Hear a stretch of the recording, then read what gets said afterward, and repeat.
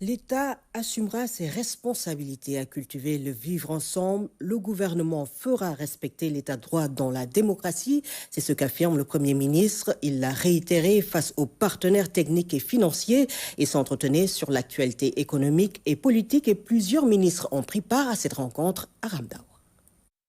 Avec les ministres de la Justice, des Affaires étrangères, de l'Intérieur, des Finances, de l'Économie, le porte-parole du gouvernement, l'État a voulu entretenir les partenaires techniques et financiers de la situation globale du pays, une approche jugée inclusive et transparente dans un contexte économique difficile, mais marqué par des performances.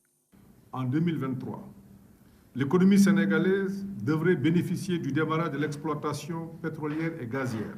Ainsi, elle devrait s'inscrire à la hausse avec une croissance projetée à 10% contre une estimation de 4,2% en 2022.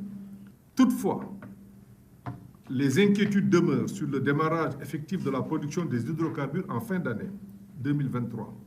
Les prévisions de croissance pourraient également faire l'objet d'une révision à la fin du premier semestre 2023 pour tenir compte de l'environnement international, l'observation des 6 premiers mois de l'année et une meilleure appréciation du début d'exploitation des hydrocarbures. Cette rencontre a eu une forte teneur économique, mais l'actualité politique était aussi au rendez-vous.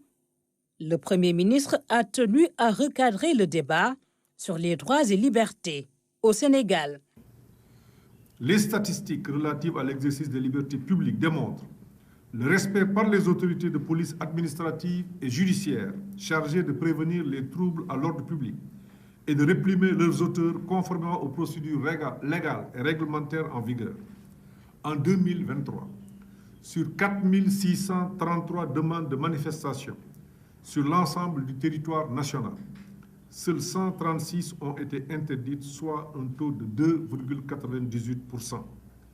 Pour conclure ces moments d'échange et de partage d'informations, le chef du gouvernement dira ceci. Je puis vous assurer que le gouvernement assumera pleinement sa responsabilité à tout mettre en œuvre pour surmonter les différences afin de cultiver le vivre ensemble et le préserver des périls qui font le malheur des peuples.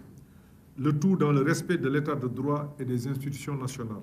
Comme le disait le président Macky Sall dans son adresse à la nation du mois de décembre 2022, je cite, « Nul ne doit s'imaginer plus grand ou plus fort que cette nation qui nous abrite tous.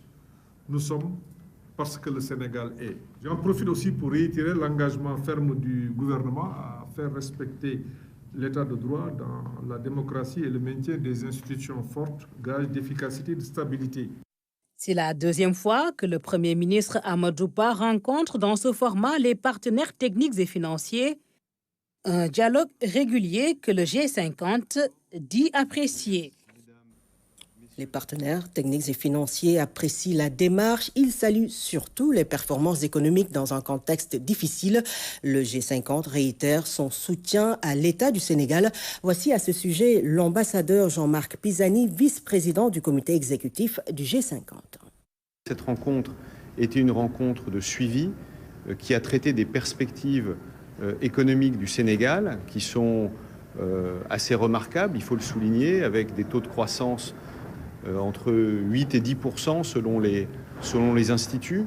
Et je crois que c'est important de le rappeler dans un contexte où la croissance mondiale est quand même faible, parce qu'elle est impactée à la fois par la crise liée à la pandémie de Covid-19 et aussi aux conséquences économiques de la guerre d'agression menée par la Russie en Ukraine.